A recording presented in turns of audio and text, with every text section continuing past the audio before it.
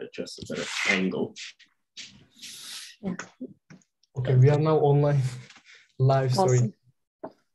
Okay, great. Awesome. So welcome everyone, and welcome Hakwan. We are so happy to have you today with us here. Today we are going to talk about Zeroknowledge University, Hakwan Lau, and what are they doing in this great organization. I'm Gülcan from Patika team, and as you might all know, at Patika we are doing a lot of coding training in different areas and partner with a lot of companies in Turkey and beyond Turkey, and really help a lot of people reach more fair job opportunities and training opportunities around the world. And Web3 was one of the areas that a lot of our followers and a lot of developers in our community were asking us about. They were asking, when are we gonna bring content? When are we gonna bring job opportunities in Web3 to the country? And so we decided to talk with some Web3 companies around the world, and Harmony and Zeroknowledge University was one of them. They are actually doing really structured trainings and welcoming everyone from around the world. And they even award people with different meanings just to complete these trainings. So we were very impressed by that, how they organize their trainings. And we reached out to Hakwan. Thankfully, he replied back to us and hope that we can bring more people from Turkey and from other parts of the world to the Zeroknowledge University programs, because I think their technology and how they are teaching that technology is really impressive. So, but before I talk too much, I wanna ask Hakwan about it, because he's the creator of this idea. And so Hakwan, first of all, you are coming from a very impressive background and a little bit different background. So can you tell us a little bit about yourself first? Yes, hi, nice to meet you all. My name is Hakwan Lau. I am actually a neuroscientist by training. So I come from, I can say I have some experience in tertiary education. I was a university professor as of just half a year ago. I was a tenure full professor at UCLA, and before that, I was an associate professor at Columbia University. So currently, I'm based in Japan, but I'm still actually in academic research. So it sounds maybe impressive, but also somewhat irrelevant. I'm not really full-time in Web3, or it might sound curious. Why am I even here doing this? So I'm an academic by training, but this is kind of like my other second life that I also do, which is providing training in zero knowledge through product building in this space.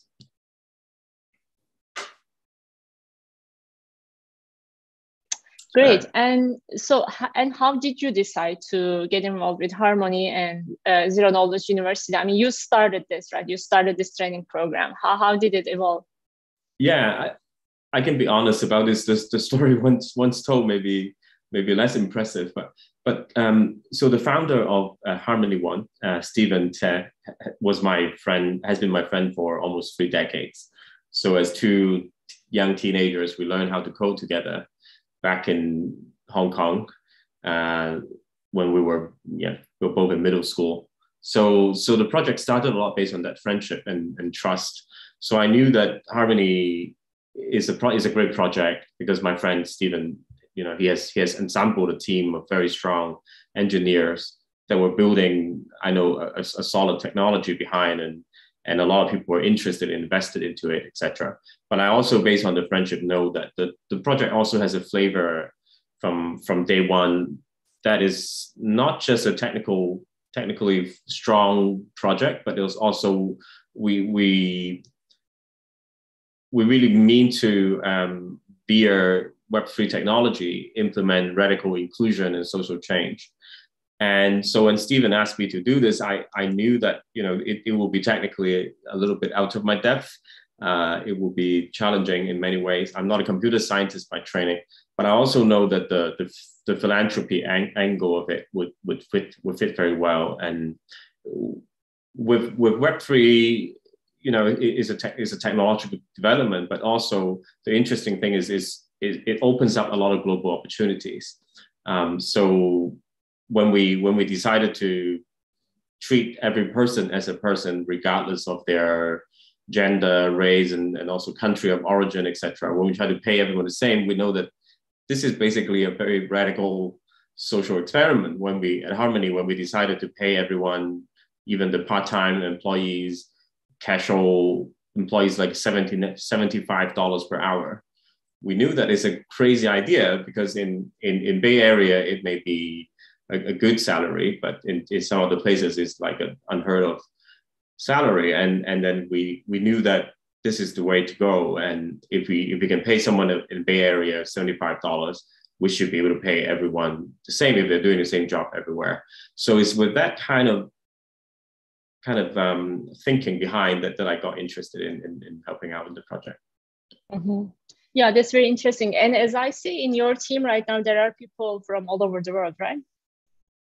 Yeah, I think the teaching team is from 5 different continents, and the governance as well. Just our DAO governance is from all over the place. We have people from Africa, India, Hong Kong, Europe, and actually America might be the least represented in some ways, strangely, wow. Because I recently just moved from LA to Japan. Now I think we have only one teaching staff that is based in America. Yeah. Mm-hmm. And another interesting thing, I remember you telling me that like people who complete this upcoming training, they can, if they do well, they can join to you as a teaching assistant and get paid $75 per hour, right? Yeah, so that's the $75 per hour is basically a Harmony standard, and we adopted it the same way in ZKU and ZK.DAO employment, or maybe not employment, payment. So the first cohort of students, many of them, the best graduates actually join us to become teaching staff themselves, and we pay them $75 per hour. Yeah, this is a very important part. I want to come to this towards the end of it, just to remind people that there is this opportunity. I mean, if they join your program, a 2-month training program, and graduate well, I mean, they have these job opportunities at the end as well. So that is actually very important for Patika. Like when we do trainings for people, we try to make sure that it is connected to an income opportunity. It is not just a training by itself. So that's why it was very important for us to reach out to you and learn about the program. So congratulations for having this structure. And so obviously there are a lot of technologies. The web3 area is a little bit confusing for a lot of web2 developers right now. There are so many new technologies coming up all the time. So can you tell us the difference of zero knowledge products and why are they so significant for you, for the blockchain ecosystem? Yeah, I think there are a number of ways to talk about this, but I think the most immediate impact that the zero knowledge technology had in the past year, I think everyone has kind of waken up to zero knowledge proof technology, which has been around for a long time. I mean, the math has been there since the 1980s, and actually a few years back, when during the last kind of bear cycle of the cryptocurrency market, my good friend and founder of Harmony told me to get into zero knowledge proof product building, and I was actually very reluctant then, because back then the tooling wasn't quite there. So getting in the field involved mostly reading a lot of research papers. But I think in the last few years really has changed, and I think in the one product that has really shaken up the space is really ZK rollups. So maybe let me explain this way. So zero knowledge proof technology is just a very simple technology that allows you to prove to another entity that you have a piece of knowledge without revealing what that piece of knowledge is.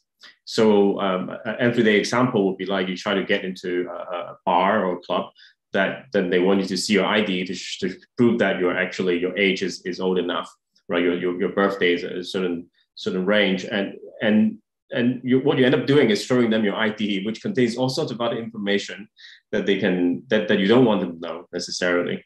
And so with zero knowledge proof, the analogy is where you can actually just demonstrate that I have this information and is a legit piece of information, is valid, and is satisfied these constraints, but you don't need to know what that information is. You don't need to know my birthday. You just need to know I'm old enough to order a drink at your bar.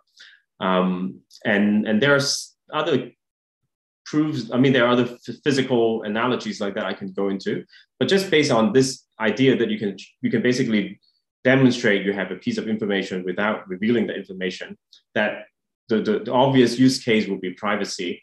But the interesting implication is it also means that it's a very effective way of doing data compression. Because sometimes the whole piece of information you want to prove that you have might be very large. But now that sometimes you don't need to actually send the piece of information over, you just need to send the proof over that you have the piece of information. So in distributed computing, this becomes very, very effective because in a distributed computing system, I don't need to send you all the information, like all the transaction history of my cryptocurrency operations. I just need to show you, I prove to you that I actually have the information. And then you can be convinced, and the proof can be very fast. So that leads to a product called ZK Rollups, which has been really useful for the cryptocurrency space, because in those cryptocurrency systems, those blockchain systems, things are very not very easily scalable, because the whole premise of distributed computing in blockchain is that everybody has to keep a version of all the transaction history, and to synchronize them together becomes very clumsy. And that's why some sort of systems like Ethereum has become very bloated. So the gas fees and the transaction fees become very high. But with zero knowledge rollups, you can actually very easily synchronize the systems together. So that has really, I think, got a lot of people's attention, and everybody sees that basically the whole Web3 space infrastructure will be rebuilt or enhanced using zero knowledge proof technology. Yeah, I guess this is a very strong statement, and it shows, I think, the potential of the technology. I mean, if people go into this and learn about this now, they may be really valuable people in the blockchain industry if really it becomes the main, mainstream technology used in the background, right?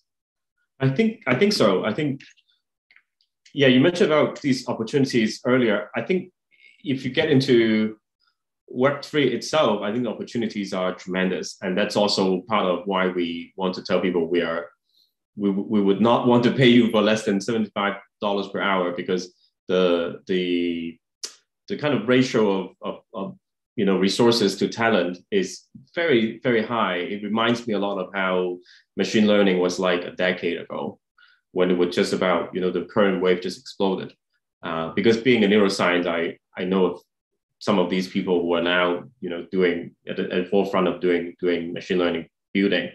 And 10 years ago, it was exactly like that. When it first exploded, a lot of resources around, and just if you know how to build, you will be hired. Like, you don't have to worry about, you more have the power of choosing on your hand. And Web3 itself is a bit like that. And the part of the puzzle, interestingly, is that the mass adoption has not happened because of the scalability issues I talked about earlier. So things are very slow, and security is not that great. The technology itself should be great, but it's just all these scalability issues also brings in also scalability issues that people worry that they get hacked.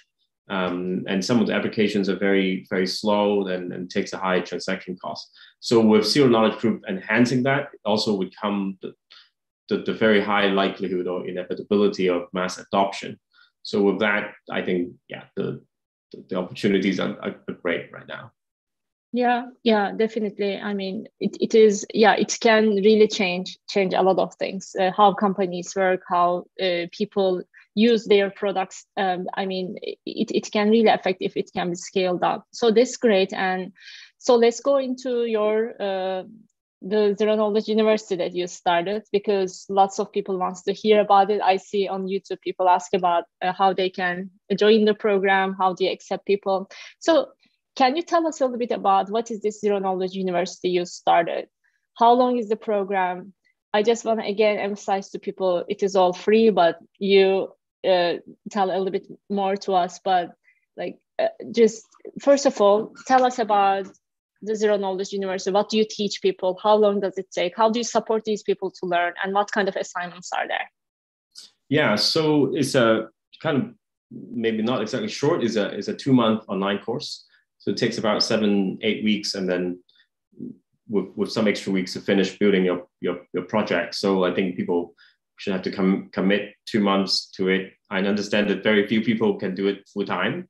So we're not thinking about like 2 months full time, but it's a fairly intensive course. I think you should take it seriously as a major part-time side commitment. It's definitely takes maybe a couple of hours a day, that sort of commitment to do well.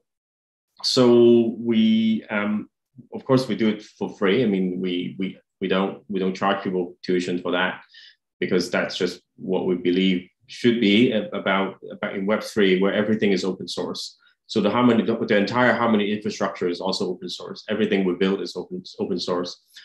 So we believe that any pedagogical exercise that goes along with it should be the same. But more than that, we also pay people some modest incentives to just complete assignments.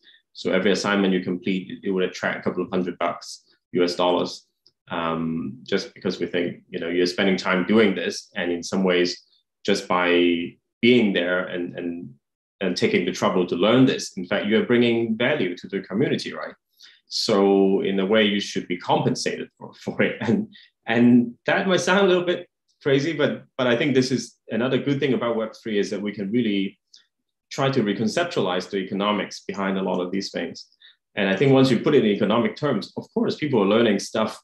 They are bringing value to the community, right? So they should be paid, and anything the opposite is actually more bizarre.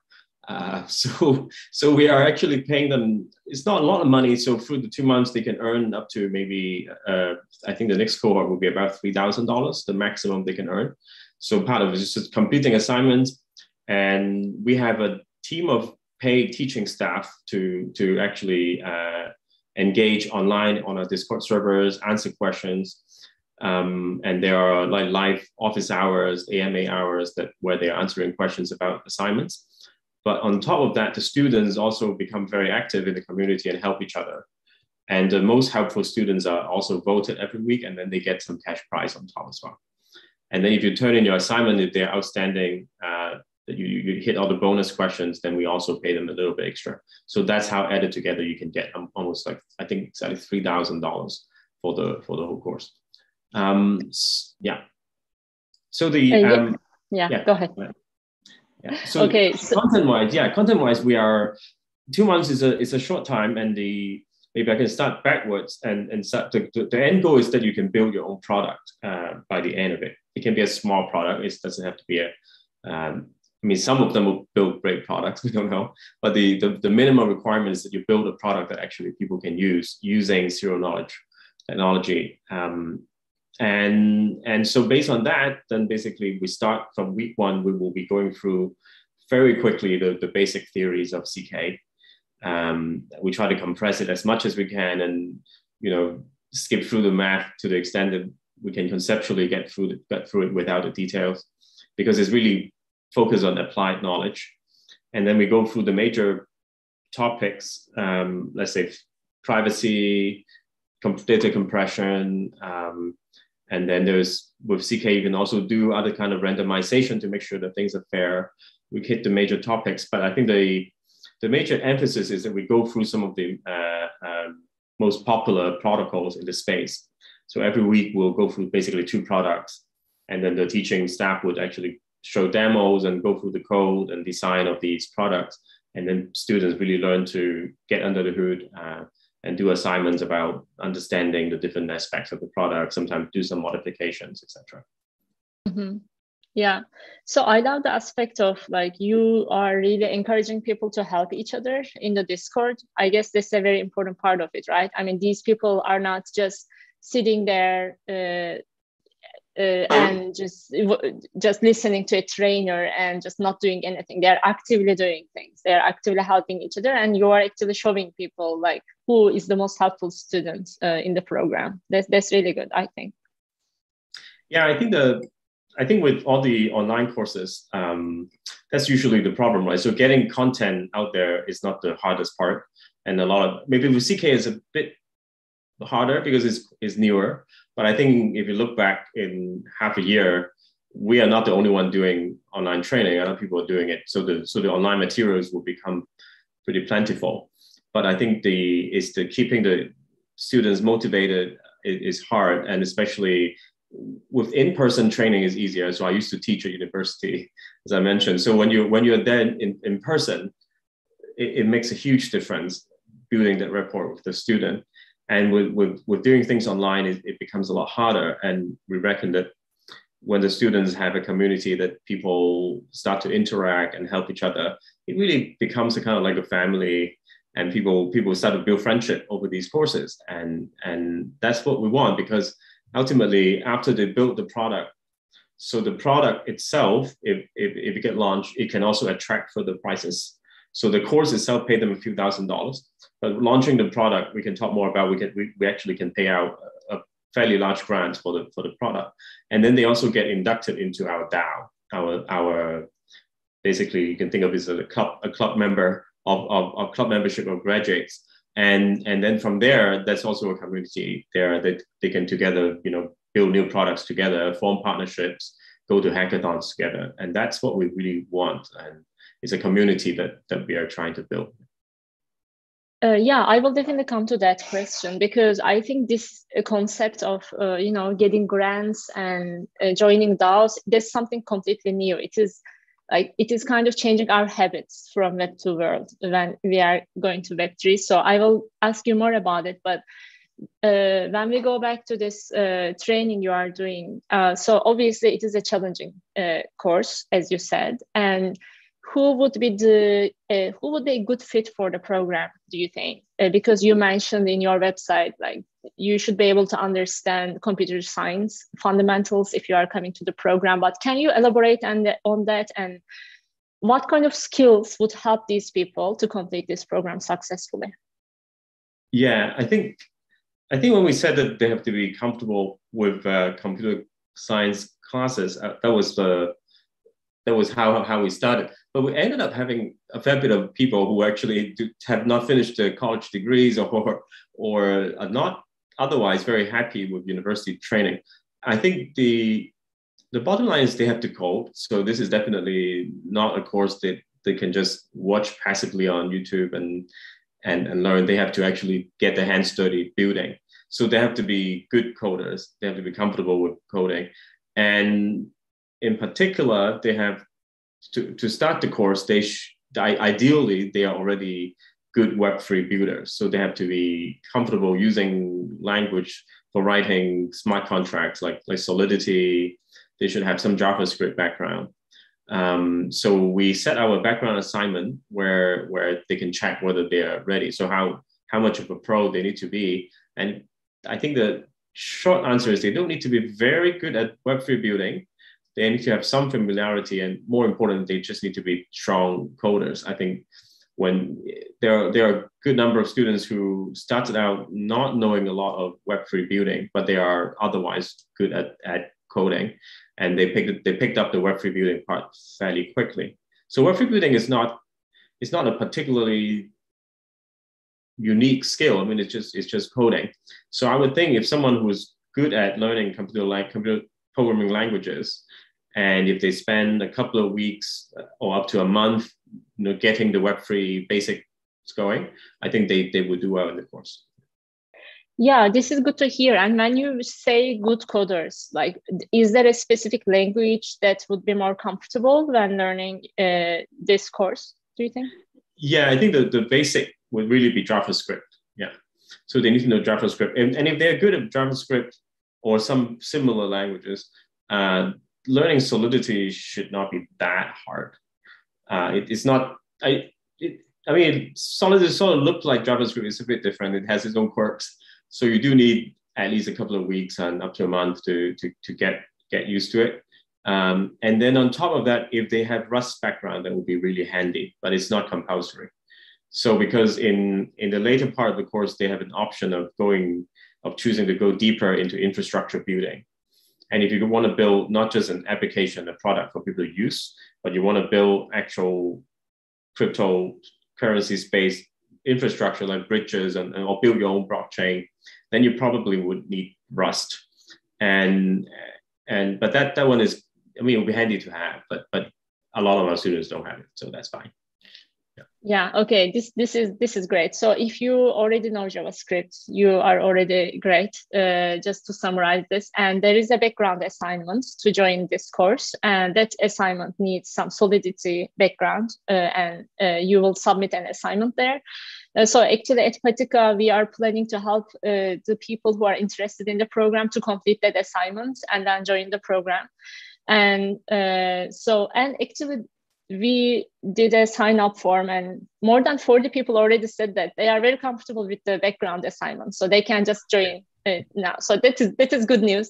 There are a handful of people who want to improve themselves in this 1 month, learn a little bit Solidity, submit the assignment, and then join your course if they work hard, obviously. So it looks like there is no need to be very afraid of it. So if you are a good coder, especially in JavaScript, go for it and start learning Solidity now. And so one point is like your next cohort is starting in May, right? Yeah, that's right. Yeah, almost exactly a month from here. Yeah. Okay, great. So you have 1 month to submit that background assignment and hopefully get accepted to the program. So do you have any other admission criteria when you are accepting the people to the cohort apart from the background assignment? Pretty much minimal. So you have to have, I think you can have, you could have taken the previous cohort too. I think there's some very basic eligibility, but the philosophy I can say is pretty much none. We really want to take everyone in because it's also consistent with the philosophy of radical inclusion. So regardless wherever you are, what you've done, we don't check your credentials, we don't really want to know almost. And so we actually, today we just decided also, because we are paying people money, there has been this sensitive issue of whether we need to know who they are. So the process for KYC, know your customer or client. And because we are really not a paid service, we are not a business, we don't make profit. In fact, the DAO is not even a legal entity. So we just decided we don't even need to know who they are. So if you can do your job, like that's it. We don't need to know in a way. So I think that's really why we would say that our model is more like learn to earn rather than a scholarship program. So when I explained to my former colleagues in academia, they would say, oh, so you're just running this and paying out scholarships. I think yes and no. Yes, in the way we are paying people, but scholarship usually is based on your past record, right? And here it's really more based on what you will do. We don't really care how you've done in the past, what education you had, but to the extent that you can code at this point and you're willing to put in the time to get it done, we'll reward you. I think that's more the philosophy. Yeah, this is one of the things that is very hard to understand. I think it is completely against what we learned until this point in our lives. You know, just as you said, we were always evaluated with our background. We apply to jobs and company looks at our resume and everything. And you are now saying that just come and learn in the program and I'm going to pay you to do that. And you said a modest amount, but actually earning $3,000 in 2 months is a lot of money for Turkey right now, especially because of the currency fluctuations and everything. So this is like such a great opportunity, but I think because it is so kind of counterintuitive for so many people, can you explain a little bit, why are you paying these people to learn? Like, what do you get out of it? Like, why is it so important for you just to grow your community here? Yeah, I think it comes from, there's a kind of more childish and not so important part, which is kind of like how a lot of us in this space come from. So I mentioned about Stephen, the founder of Harmony, and so we grew up as teenagers who learned how to code in the 1990s, and a lot of them come from that philosophy that we were not university graduate from some famous US research institutes where some teenagers in Hong Kong and we didn't like to be discriminated then, and why would we try to impose it to other people? And I think part of that is that, but that's a maybe less personal way to put this. I think many people didn't quite didn't find it so easy to wrap their head around it. Is a lot of cryptocurrency companies actually don't make profit in the traditional sense. I mean, it's not like we don't care about money. So crypto is ultimately quite directly linked to money. We don't dislike money, but the way that we make money is really not by the way that usual companies work. Like we have a balance sheet and we have income. So we have a product, we sell them, and then we sell the product, we get income, and then we have a cost that we it's like staff costs, etc. And the difference is our profit. We actually don't operate in that kind of model at all. In fact, the only way for Stephen, the founder of Harmony, to make money, or for me to make money, is to see that our community grows in value. So our community token, the Harmony token, will grow in value. So every time our one token rises by 10%, then we make 10% of income, and so does everyone holding the token. So it kind of puts everything into a kind of new perspective. It's a very much a non-zero sum game. So usually in a company, when your boss pay you $1 less, then that means that the cost goes down for $1. It means that the company's profit goes up for $1, right? So it's a direct almost conflict. Like of course the boss would like to pay you less, then there will be more profit. But for us, it's not like that, because we don't have a cost per se, nor do we have an income. So our foundation money is just the money that is there with the only purpose, which is to grow the community, which would thereby grow the value of the whole system. So spending money just becomes much more liberating in some ways, because we don't have to be fiscally responsible in that traditional sense. Every dollar we spend is just think about how do we bring value to the whole utility and function of the whole community. So in that sense, paying people to learn makes a lot of sense, because we want a community to have a lot of really well-trained and quality developers. And it's not just us. I think every other community in the Web3 space face exactly the same parameters, the same situation. But they may not be so crazy like we are to just run this to the logical conclusion and say, well, because of what I just said, we should just spend ourselves out of existence and just put all the money into people's hands, so then and attract them to become really good builders in our community. And we might be a bit more radical in that sense, but I think this is really a Web3 philosophy too. Yeah, actually, you mentioned before in our conversation that like 10 years ago or something, there was this machine learning adoption in the world. And I guess right now, the Web3 adoption is like a little bit different than that because of this aspect of it too. It is really awarding people to join the community. Can you tell us a little bit about it? And this, so the ZK.ONE is creating this program, right? Like, so can you tell us like how the DAO is playing a role in this? Because I think it is also a new concept for our community to understand. Yeah, definitely.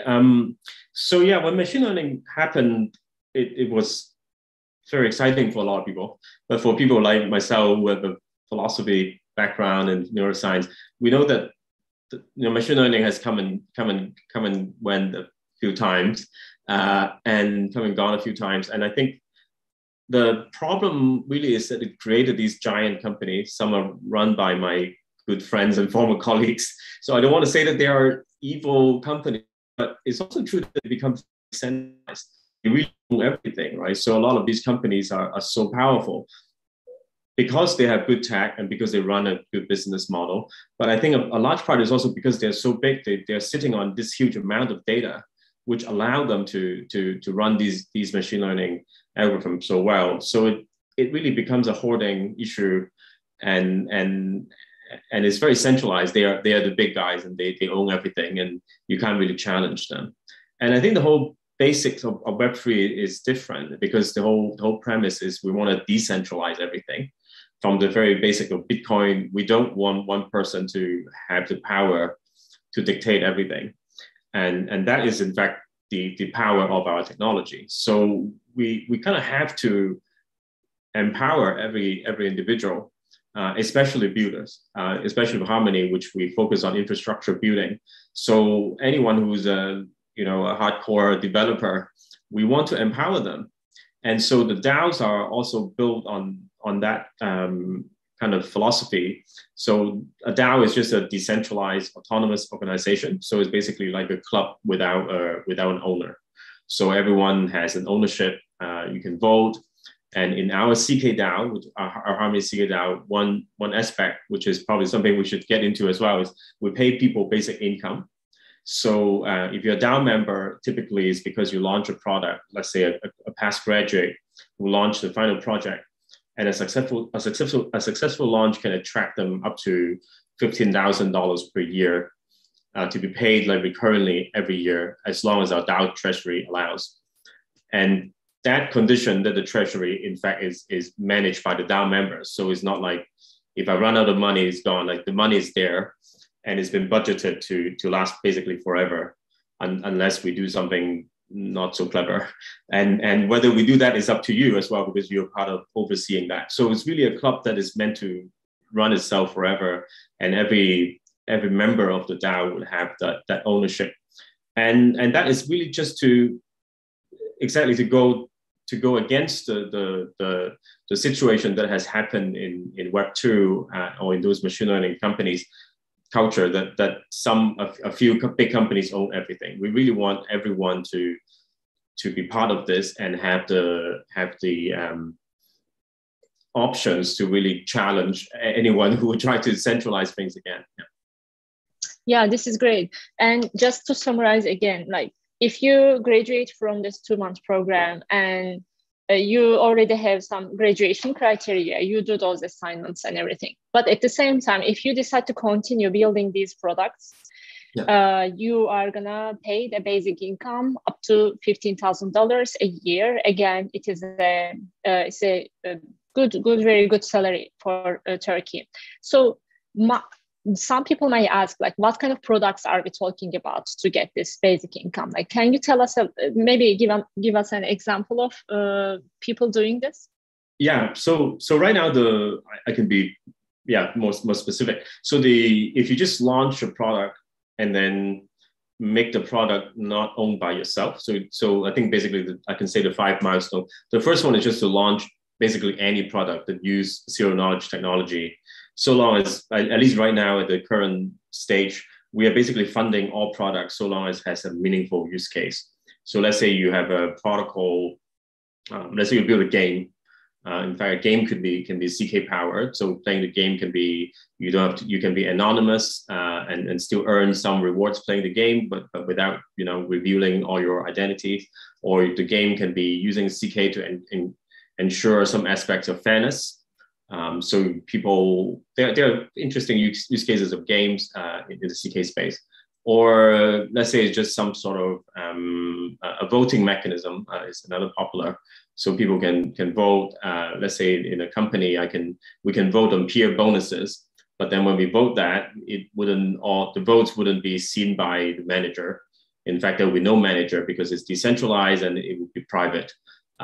So any kind of, so long as there's a meaningful use case, we don't really even care how good the product is. We'll basically give you the first milestone, which will be $3,000 per year of basic income. And then the second step is we want you to not own the product, which is maybe counterintuitive. We want you to set up a DAO so that the DAO owns the protocol. So you can be part of the DAO, but the idea is that if you suddenly decided to quit, the product should be able to live a life on its own, to continue its own course. And then the third would be that you need to audit your code, and then you actually need to launch a product on our mainnet so people can actually use it. Then from there, then it's like 3,000 per milestone. So third milestone is like $9,000 per year. And I would say that is pretty much almost like a no-brainer. If you finish the course, you should be able to do that. It's just mostly just diligence. You need to get your get your milestones. And then the fourth and the fifth one depends on users. So I think the fourth milestone is 1,000 users, and then the fifth milestone is 10,000 users. So that depends on the popularity and usability of the product. And that's not just up to us. It's up to really how good your product is. So 15,000 is maybe not entirely trivial to attain, but anything between 9 to 15 should be up to you. Yeah. That's awesome. Actually, I like the examples that you gave, and especially when you said game, I was happy because Turkish community is very well known with this, like their interest in game development and everything. Like our game development bootcamps are some of the like most popular ones. So I'm sure that when people hear like, oh great, I can do games using this technology, that would be very interesting for some people, I'm sure. Certainly, yeah, and it doesn't even have to be very complicated games. I mean, we were just talking just this past week because our current cohort, they're choosing projects. And some very basic games like poker is not actually easy to be implemented in a completely secure and fair way. So you can have a very centralized game engine, but what if someone cheats? I mean, I know that you would think playing poker who would cheat. Well, if the poker game involves a certain real money at stake, that you really don't want to trust the server to be fair. So you really want to wait that you make sure that the cards are dealt fairly, and yet nobody can tamper and know exactly what cards are being dealt. So solving these problems can involve ZK, and that can be a game of huge potential. Yeah, thank you. Thank you for giving this example. I think that will make it more clear in people's heads. And so, by the way, for the audience, so we are going into our last like 15 minutes now. So please ask your questions on YouTube. And I already received like 5 questions. Now I will start asking, but before that, do you have an example from a person who joined this course and just did the things you said here, and like how their lives were affected after joining this? Yes. Well, most of our current teaching staff actually come from the course, and it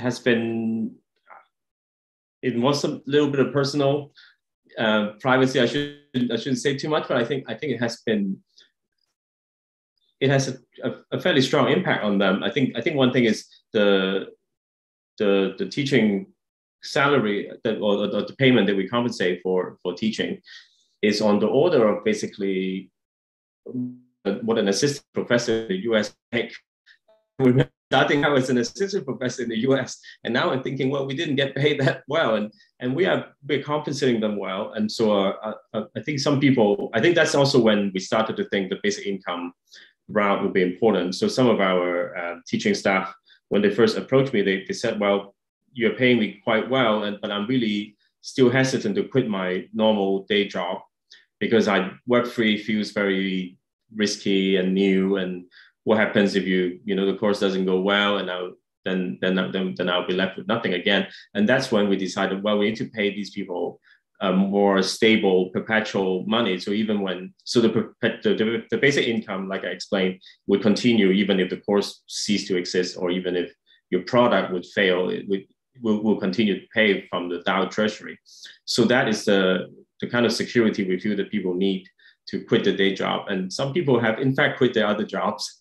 And I think that certainly has changed them a fair bit. And actually one of the other teaching staff was my former PhD student. And I think many of my other colleagues might disapprove because they feel that, you're an academic, you should train people to stay in academia. I don't really believe that. I think the choice is really theirs, right? If they see opportunities in industry, they should go for it. So I trust the program enough to put my own former PhD student into the program, and she's now doing really great. And so she has a quantum computing background and physics background. And so with me, she learned enough neuroscience, but now she's decided to just basically leave that path and apply her skill set into Web3, and she's really killing it. And I think it's really, really exciting to see.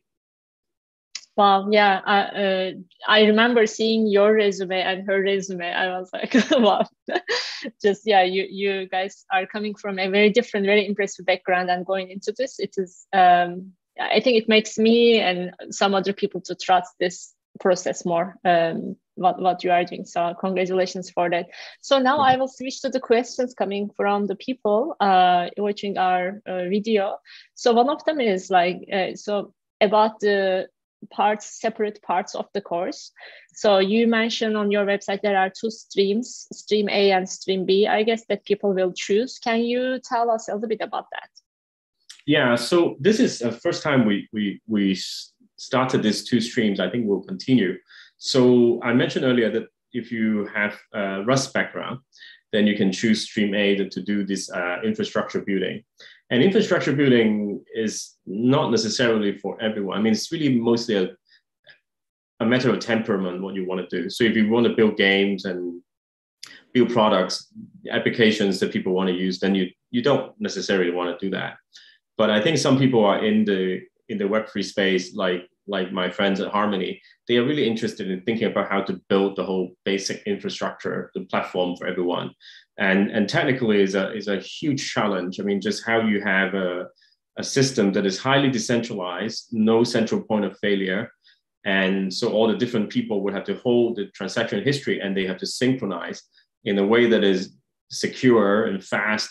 So that is a technical challenge that is intellectually very, very stimulating to think about.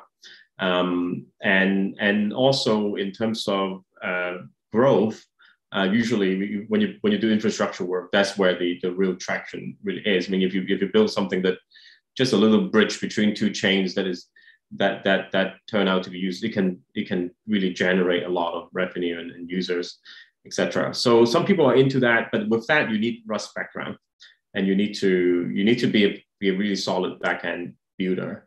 And some people, are more by temperament, they might be more in the creative type. They're more interested in UX, UI, user experiences and front end building. Then they probably don't want to do that. So and the good thing is you don't have to choose right at the beginning. You get to choose about 1 month into the course, and by then you probably would know, after doing some assignments, which fits you better. Okay, this is very helpful. Thank you. And another question is about the application deadline. It says that it is May 2nd, but they say that would really be disadvantaged if we submit it in the last minute, like May 1st. Or I mean, can you answer that? Yeah, I think just the earlier you start preparing, the better. So this is also why we started advertising this cohort so much earlier. I think it's fair to say, I mean, as an online course, a lot of people would underestimate how much work it takes. And we are being realistic. We don't expect anyone to be able to do it full time. Most other people have other things to do. If you can do it full time, great. But we expect most of you won't. But still, it's a major commitment.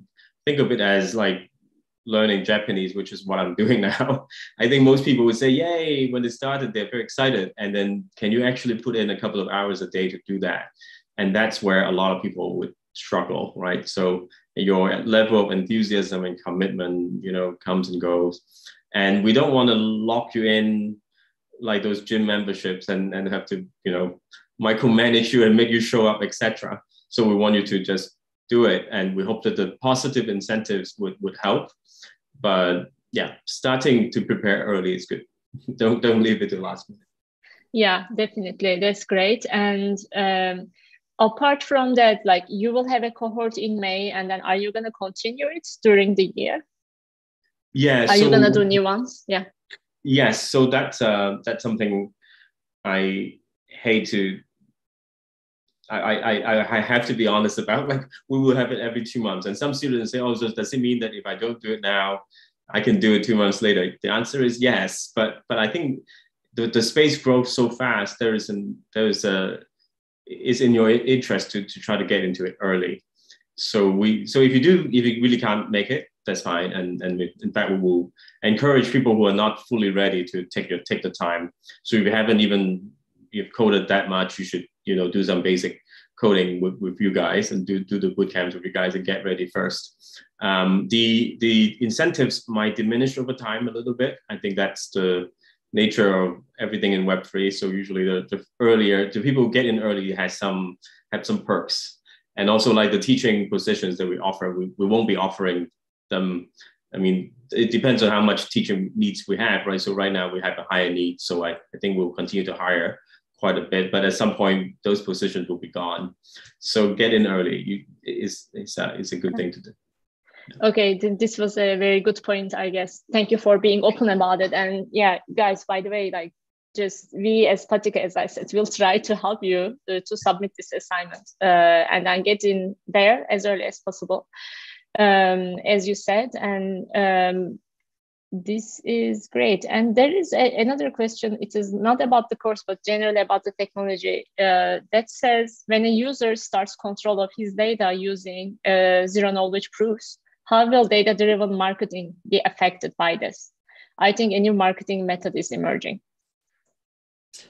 I think definitely yes. I think currently a lot of this comes back to the problem of data hoarding. So a lot of these protocols in the Web2 space become so powerful, like Facebook and Google, because they have all this data. And in the Web3 space, I think it's all going to be different because nobody owns the data. And I think there are different stages that will happen. So in Bitcoin, as you see, the data is all public, right? So all the transactions are public. So anyone can access. So it gives you a lot of mining and the kind of analysis opportunities. And then the next stage would be with ZK, people will start to be able to hide their own data. And that's interesting because suddenly then nobody have access to the data anymore in principle. We're not quite there yet because not everyone is using ZK, but eventually I think people would come to their senses and use ZK to protect their own privacy. Then the data would become not there. And that may be kind of challenging if you're interested in that kind of marketing. But I think what is the final stage, which we anticipate, is that then eventually, because people can hold the data, they can also sell the data. So in a sense, when I'm doing my Google searches, I'm actually, so Google not owns my data, my search history, and they can use it to send advertisements to me. So in a sense, I should be able to sell them my history because they're benefiting from me, right? They're benefiting from seeing my transaction history. So I should be at some point be able to say what data is work, basically my personal data is work. So because you want my data to benefit your advertisement program, I should be able to get a piece of that profit back. So then people will be able to sell that and sell it exactly at a fair way, depending on the market, and sell it only to people who you want to sell to. If I don't like Facebook, I can sell it to another company, etc. And that will become really exciting. But we are not there yet. But I think we should be with what we're doing and expanding the space. We do anticipate it should happen in the next few years. Yeah, wow, that is a big change, I think, in our lives, definitely. So it is exciting. And there is one last question I want to ask, and then we can wrap up from there. Ufuk Jan says, I have a C background instead of Rust. Would it help me? Definitely, certainly. Okay. Certainly. Yeah, I think, anyone with any major, I mean, it's kind of like a general question. If you're very good C++ coder, would you learn JavaScript? Okay, I think, yeah, definitely. Yeah, you'll do fine. I think it's not, I mean, the different languages are a bit like European languages, right? If you speak a few of them, you at some point you would learn any new ones very quickly. Great. Yeah. Okay. So thank you for everyone joining this program, and thank you, Hakwan, for joining us from Japan. I know it has been a very busy period for you, but thank you for taking the time. And I think we were in a good timing to have this event to tell people about the program. And then hopefully we can prepare some people in this 1 month to really submit the assignments and join you. And there may be a big Turkish community suddenly in your Discord, but hopefully you would like that. Great. That would be great. We like the diversity and see more people. And I really appreciate the work you guys are doing as well, like helping the community as well as our project. So it's been great too. To talk to you. Yeah, thank you so much. Thank you, everyone. And please, I mean, as you are interested in the program, go into our website that we just shared here and fill in that form, and we will reach out to you guys who are interested in joining our support group. And also we are informing there people about the background assignments. So you can find all that information there. And thank you so much, Hakwan. Let's see how we will grow this community with people from Turkey. Thank you. Have a good day. Thank you. Okay. Bye-bye. Goodbye. Bye, everyone.